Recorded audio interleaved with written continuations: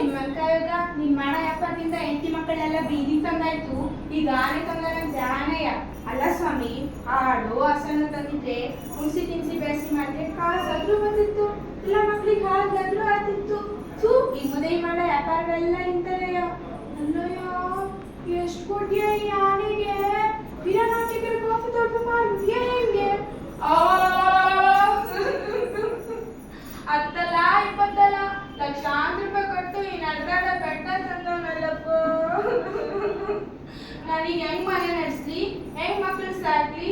ನಮ್ ತವ್ರಿಗೆ ತಮ್ಮ ಬಂಗಾರನೆಲ್ಲ ನುಂಗಿ ನೀರ್ ಕೊಡ್ತಾ ಇತ್ತು, ಇನ್ನು ನನ್ನ ಇಟ್ಕೊಂಡಿದಿ, ನನ್ನ ಮಕ್ಳು ಸಮೇತ ಮಾರ್ಬಿಡು. ಇಷ್ಟ ದಿನ ಊರು ಸುತ್ತಿ ಕೃಷ್ಣ ಲೀಲೆ ಆಡಿದ್ದಾಯ್ತು, ಈ ಕೃಷ್ಣೋತ್ತರ ಮುಗಿಸ್ಬಿಟ್ಟು ಶಿವನೋತ್ತರ ಹಚ್ಕೊಂಡಿದೀಯೇನೋ?